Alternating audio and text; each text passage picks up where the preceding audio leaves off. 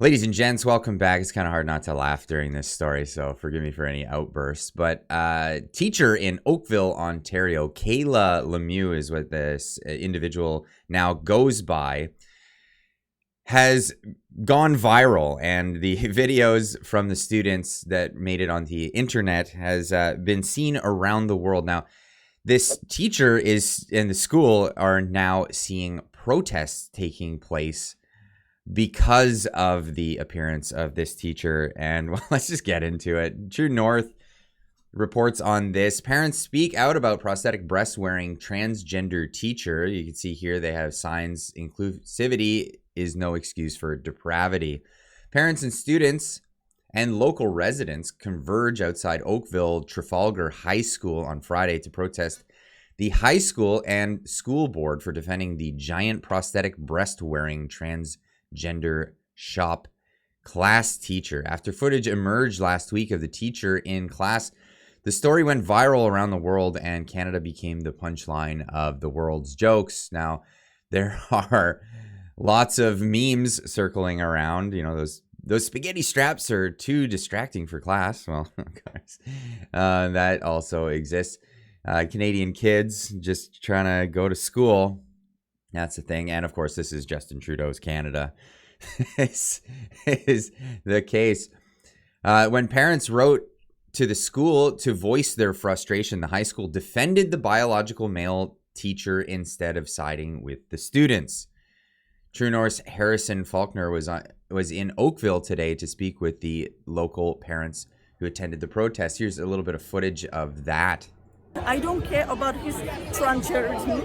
I just don't want the system which is failing the children, we as a parents failing the children.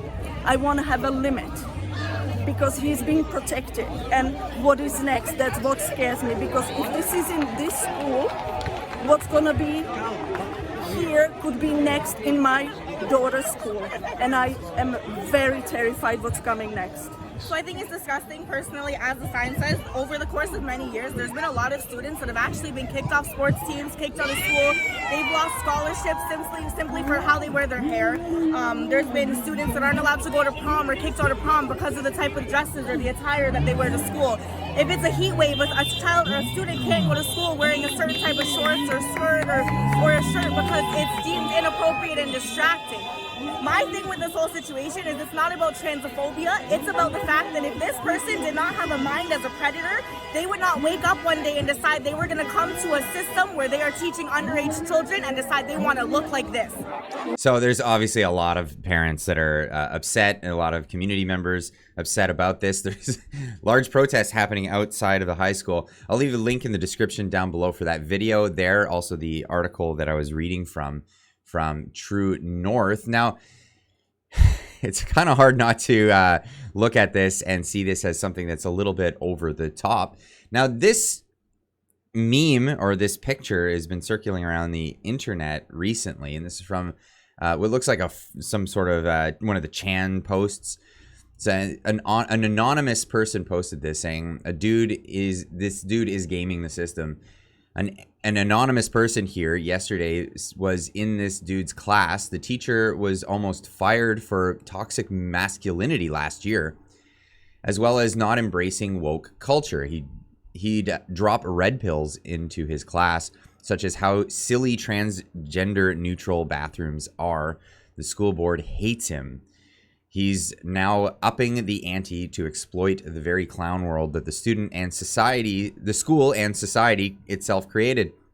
His long game is most likely to get fired, then sue for discrimination. There's no other explanation, no better way to troll clown world than to become an over-the-top caricature of a woman. And I was speculating on this idea in my live stream on Friday, just at the end of the week, last week, the possibility that this individual isn't really serious about the transition at all, but going along with the system, going along with what's been put on all of our plates as of recent times, and playing a troll on everybody. Now, the scenario paints it as a situation where this person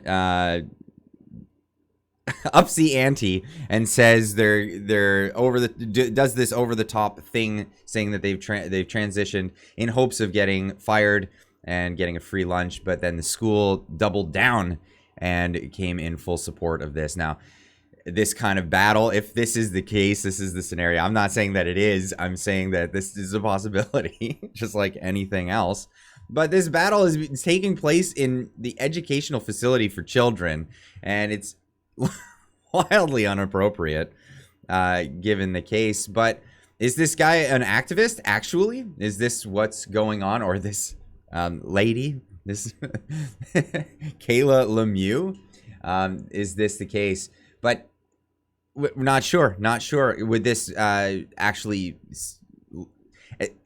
Would this bring reform to the system, or is it at least bringing people's attention to this? Because, I mean, this is just over the top. I don't even know what else I can say about that.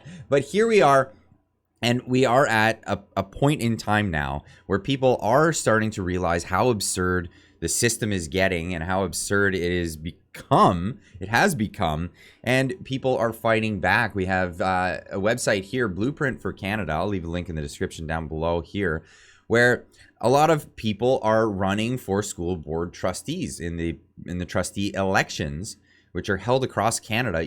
One thing you need to understand here is you do not have to have children in the public school system to run as or vote for a school board trustee. So you can have a say in what goes on in the education of the next generation without having to actually have your children attending the school. And people need to understand this. But elections are being held across Canada. We have October 15th in British Columbia, October 26th in Manitoba, 17th in Yellowknife, Northwest Territories, October 24th in Ontario, November 7th in Prince Edward Island and the Yukon. You can mark it on your calendars here. We reject the influence of extreme left and extreme right in favor of moderate centrist policies, which benefit all Canadians. Read off our full list of policies here, and you can check out this website. Again, I'll leave a link in the description down below where you can have a look. But there's a lot of write-ups about what their beliefs are here. You know, promoting diversity. The problem with equity, the idea of equity instead of equality, equality of opportunity, or equity, or equality of outcome. And what does it cost? The necessary limits of inclusion. A healthy society must impose limits on exposing children to fringe adult behavior. And I think that's what a lot of people are turning up to this Trafalgar High School in protest about. So go check out this website and have a look at what you can do, what's happening in your region, and who's actually running for these positions in school board trustees. I think a lot of us have just assumed that everything is going to be fine and that the people who are in these positions had the best interests of Canadians all around. That seems to not have been the case entirely. So this is something we need to become a little bit more active in. And I would encourage people to go check out the website. The link is always in the description down below. But let me know what you think of this whole situation. Is this an elaborate hoax? Is this a ruse? Do you think that this individual is for real? Or do you think that maybe this is some sort of troll and they're gaming the system for a reward, or to maybe even change the system from within? Let me know in the comments down below. If you haven't subscribed to the channel, please do so now. Hit that notification bell. It lets you know when I go live. I'll be doing another special live this Wednesday. Be sure to check that out. We're going to be talking about something in particular that I don't think has really hit the mainstream news very much, and a lot of people don't even know about no-fault insurance and how horrible that system has become, and all the people that are suffering because of it. So make sure to tune in on Wednesday in the evening at 6:30 Pacific time. I'll be doing an extra live stream then. Anyway, we'll see you in the next one. Keep on trucking.